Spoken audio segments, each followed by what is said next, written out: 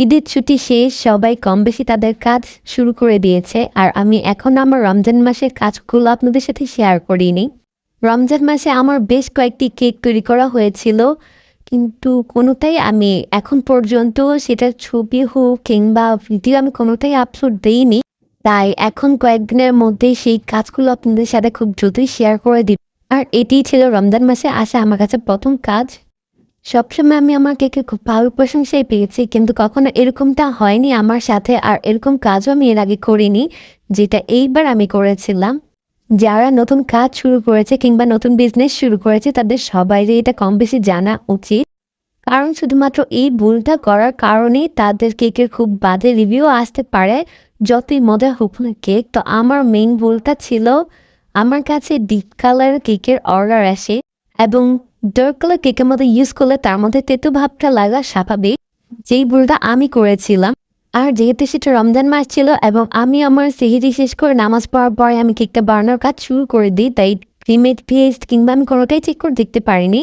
ভাইয়া আমাকে কেকের মধ্যে যে কালারটা ইউজ করতে বলেছিল সেটা ছিল dark pink colour, and dark pink colour আমাকে আনতে হলে প্রচুর পরিমাণে কালারটা ইউজ করতে হবে। আর আমি সেভাবেই আমার কালারটা এনেছিলাম। এখানে আমি ভুলটা করেছি যে আমার ক্লায়েন্টকে বলে দেওয়া উচিত ছিল যে ডার্ক কালার ইউজ করলে কেকের মধ্যে তেতো ভাবটা লাগবে। আপনি যদি ডার্ক কালার চান তবে আমি বানিয়ে দিতে পারবো, নো প্রবলেম। বাট সেটা খেতে যদি তেতো লাগে পরবর্তীতে আপনারা সেই জায়গাটা স্কিপ করে দিবেন। অর্থাৎ সেই জায়গার ক্রিমটুকু আপনারা না খেয়ে সেটুকু ফেলে দিবেন, কোনো সমস্যা হবে না এতে।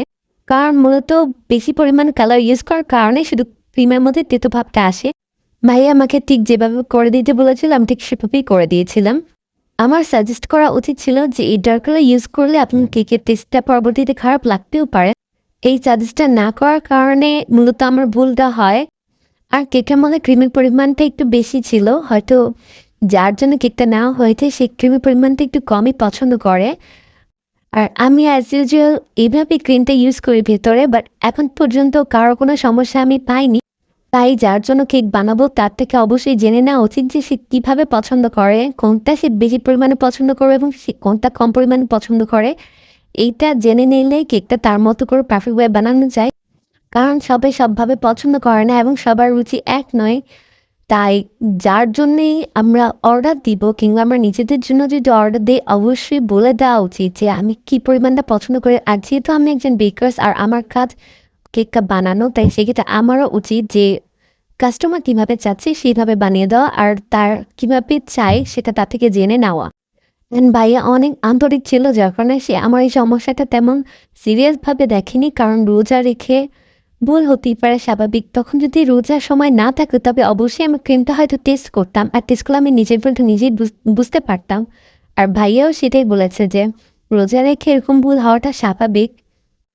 কিন্তু নিজের কাছে খারাপ লাগলো যে আমার এই ভুলটার কারণে তাদের হয়তো মন মতো কেকটা হয়নি। কারণ এই ডিপ কালার জায়গায় আমি যদি তার কাছে বলে নিতাম তবে সে আমাকে অন্য কিছু অবশ্যই সাজেস্ট করতো যে তুমি এইভাবে না করে ওভাবে করতে পারো।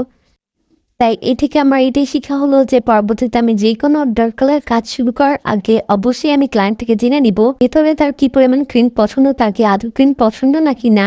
এবং ডার্ক কালার কাজটাকে সেটা অবশ্যই আগে তাদেরকে ইনফর্ম করে দিতে হবে। আমি আমার কেকের ফাইনাল ডেকোরেশনের কাজ শুরু করে দিয়েছি। নজল দিয়ে উপরে কয়েকটি ফ্লাওয়ার করে দেওয়ার পর আমি সেখানে সুগার বল ইউজ করছি। বেশি সুন্দর দেখার জন্য আমি এখানে ২ কালারের সুগার বল ইউজ করেছি এবং বাটারফ্লাই ইউজ করেছি। যেহেতু মাঝখানে টপার বলবে বার্থডে টপার, তাই নামটা আমি একটু কর্নার করে লিখেছি। তো এই তো আমার কেকের ফাইনাল ডেকোরেশন। আশা করছি আপনাদের ভিডিওটি ভালো লেগেছে। ভালো থাকবেন। আল্লাহ হাফেজ।